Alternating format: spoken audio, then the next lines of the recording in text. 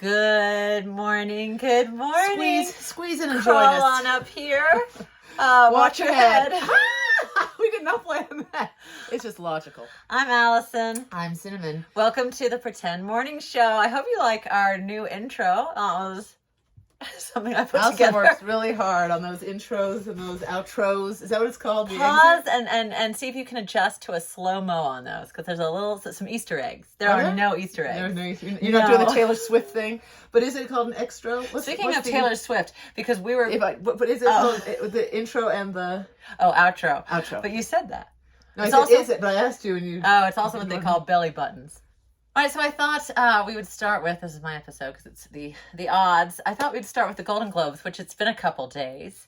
It's been a couple years since I've watched the Golden Globes. Oh, it's been a decade at least. I stopped watching after, I can't remember who was the last person I saw. I used to love award shows, not so much anymore. I don't know if it's just how life works or how the Golden Globes don't work, but I didn't watch.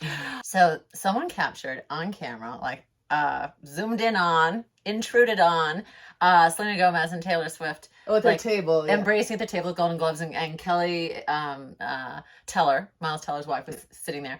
And there's something that Selena Gomez says that causes the other two ladies to react in a big way. They were shook. So that became like viral on X, and everyone was talking, I guess, I'm not on X, but everyone was talking about it and saying like, what's going on? I wish I could be a fly on the wall because something erupted. Some tea was spilt. Yes. So then, of course, the media outlets hired like the best lip readers, and they could tell Selena Gomez was saying, and she said no. And then Kelly says, with Timothy? And Selena's like, so anyway, from this, they pieced together that I guess Selena Gomez asked if she could take a picture with Timothée Chalamet, and he was with Kylie Jenner, and Kylie Jenner said no. Oh, she said no. What upset me was then this erupted into, wow, Selena Gomez gossips. First of all, she's not gossiping. She's unpacking a thing that happened to her with her best girlfriend. She's sharing what Who just was happened. zooming in, getting the lip readers? What is that? That's the gossip. That's gossiping. Gossip is hearsay, Yeah. and if she's just talking about what happened to her, that's just communicating. That's to right. her I was friends like, and experience. I will say TMZ asked Timothée Chalamet to weigh in on this, and he did respond. And what did I do want to hear? Well, see, Timothy has not yet learned not to respond. Oh dear. He weighed in. He is. He just said a simple no. They said, is there beef between Selena and who's he dating? Kylie Jenner. Kylie. Anyway, so Kylie Jenner and Timothée Chalamet are like leaning in, and it looks like they're having such a sweet, intimate conversation that I wanted to hear more, and I wanted to know what they were saying. And luckily there were lip readers who told us. They're online classes. How can you learn how to lip read? But the things they were saying, I was like, that's what they were saying, because they looked like it looks so deep, and you're like, oh, I love how even in the time of iPhones and technology, the younger generation has learned how to have deep conversations. What were they saying? Because they were like so eye to eye, and she's playing with his necklace, and it looks so. He's saying, "You're amazing." She's like, "This is nice." He's like, "I love you." She's like, "I care about you," or so, like, or vice versa. And I think that must have been a joke. No, she said, "I love you." He said, "I care about you." I was like, "That's got to be a joke." She said, "I love you," and he said, "I care about you." Ooh, oh, wow. Uh-oh. Anyway, that's the expiration date on that. That's my tea, Sin. What's your latest? Well, I just wanted to point out to the folks at home who are watching us in our second episode up here in the attic, our attic antics, as I said in our little blurb for yesterday's episode. That. Is we did a little interior decorating. We of course the table has maintained its decor because we're so excited that we get to just have it set up and leave this place. But then we thought, in watching and editing yesterday's episode, we thought we gotta do that mantlefy the window, and so I think you'll see more and more as we brought some things out and dusted. There's a lot of stuff up here to choose from. So yeah, if you turn around and look behind you, you will at the end. I'm going to do a little doing a tour? Attic tour for show and tell. Please hang in there for the attic tour at the end. And look, if we both do this, you can actually you'll be blinded by the sun bouncing off the snow. Please be careful. But you can actually see the trees and the view that was sort of obscured by nightfall last time. And will be again in the future, maybe. We were just saying, we're trying to find that. This might be too early. Yeah. Yesterday was too late. We were determined to have it be fully lit for you guys, but we think that the sun is probably exactly whatever time what time? We want your focus to be here. And if you're looking we there, we think it's shining directly into your little eyeballs. Can you see my face? That's the main question. I don't think you can you? No, you I can't. think maybe 2 o'clock, 3 o'clock. Right. Just a little. Ooh. Oh, I forgot to explain my T-shirt. Really quick explanation. This is Stu Leonard's. This is just a little hometown love. This is like, if you know, you know. If you're from Connecticut, you know. It's like our hometown store, sort of like the original Trader Joe's. Not an advertisement. They don't need advertising. They're huge. But it was a Christmas present. So I wanted to wear, hello, Stu Leonard's, thinking of you, Mr. Leonard. We had the original in our hometown before it became a chain. Now they're popping up everywhere. We have in our hometown was the original, and it was just one. And it was the world's largest dairy farm. And it made it to a dairy, and it made it into the world records. Yeah. And they had a giant stone where they'd carved, the customer's always right. I was like, I promise you in 2024, they've had to roll that puppy out of there and been like, lawsuits every 10 seconds if we say the customer is always right. Always. My food should be free. I'm right. You have a stone. It. But anyway, hometown love, Norwalk, Connecticut. See you soon. Hey Siri, what's the weather today in Big Bear Lake? 48 degrees. 48 degrees. And shall I tell you what it is actually in where we are? I found this on the web. Oh. Siri. I thought when you put her face down. Put your face down, I thought she stopped talking. Stop talking. It's 58 degrees 58 here. Nice and warm up here in the attic. Words of the day. Words of the day. Words of the day. Oh, you can if you like to play, it's words of the day. Go ahead, Sue. What do we do for words of the day? Words of the day. Words of the day. No, wait. Oh, yeah. Where is it? No, I don't know. No, wait, that was days of the week. Words. What is of that? The day. No. That's so cruel. You went into a high. Remember yes and?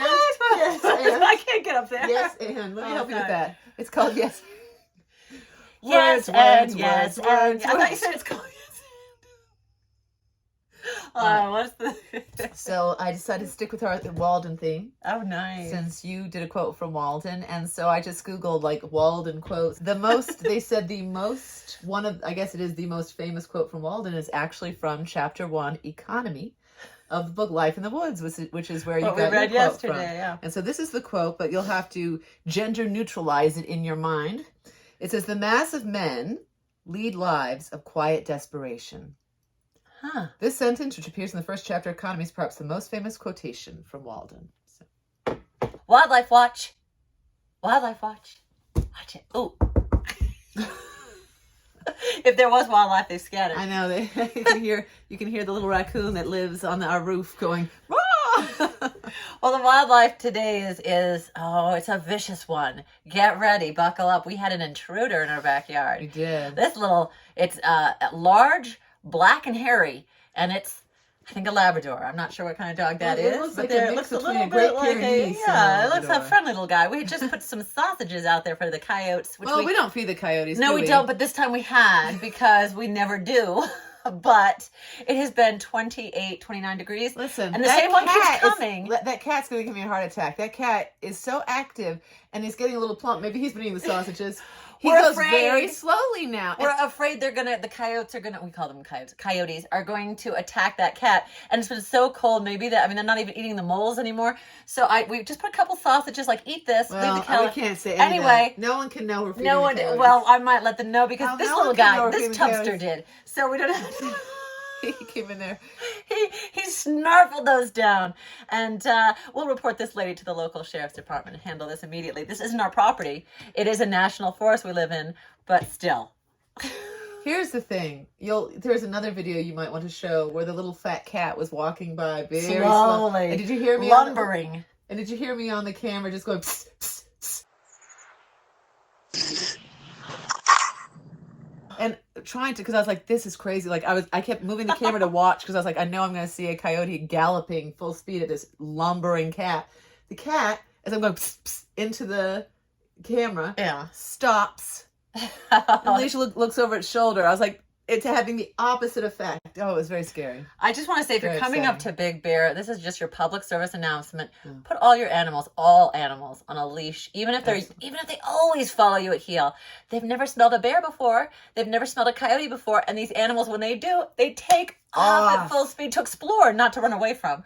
And well, sometimes run away from. maybe, but we have so many missing animals right now under the ring. You know, Don't tell me. I'm not. But I'm just saying, please leash. Even if you don't believe in leashes, I don't know why. So many come up for the weekend, and they're so excited to step into the forest and let little Fido just run for the hills.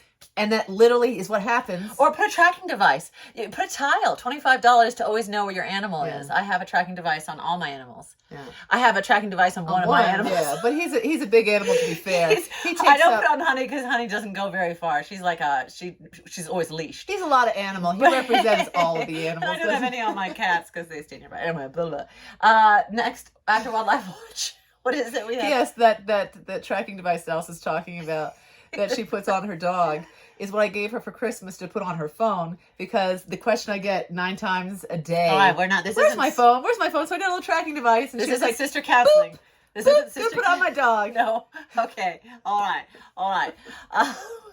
What was after Wildlife Watch? Is it the current events? Current events. If you like your raisins, you'll like current events. Hey, there's a lot happening on the mountain. And very, very little of it I understand, because I don't do politics. But I know that in like quick succession, there was a lot of changeover with the mayor. Oh, was there? Wait, it's not Putz anymore.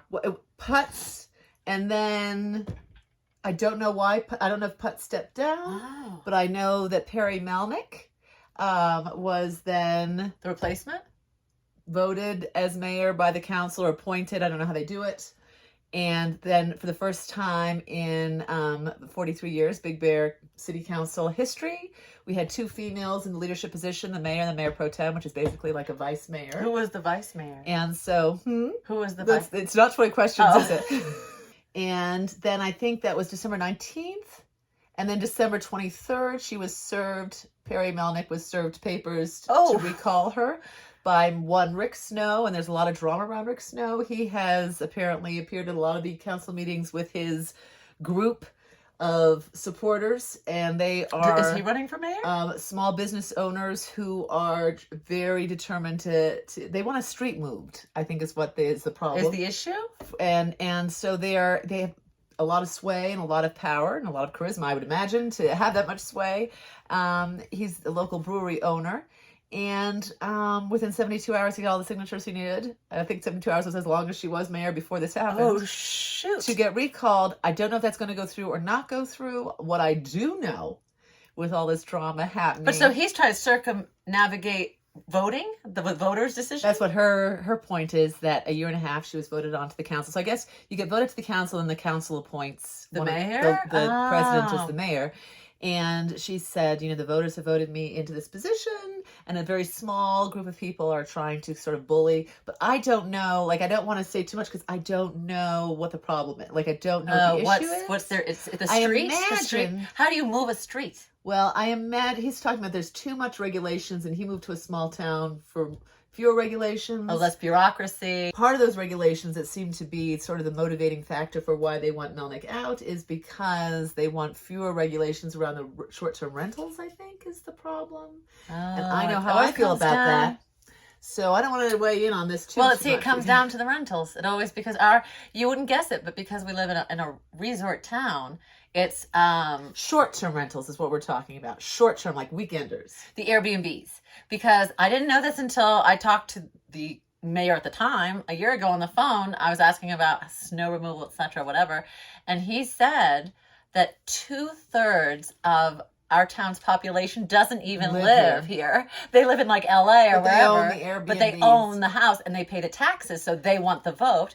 And then the 1/3 that lives here full time is kind of, that's Alexa telling us time is up. Well, here's a quick show and tell of the attic. I promised that this is your tour. Okay, so these are the stairs that come down from the ceiling. So you climb up literally into the ceiling, and here's our storage, but also our set. There's the desk, and that's the view. That is why we live here, to be on the edge of this beautiful national forest. So stunning, so beautiful. Tons of wildlife. And speaking of which, here comes Cinnamon. Don't bump your head, Sin, making her way to set. We'll see you here next time on Friday. Look out on Thursday. There might be a surprise in the story. I might show you the book that I wrote, but we'll see. I haven't decided. I don't know. All right, that's it. All right. So, love bug, love you. Take care. Do unto Thinking of you others as you would have them do unto you.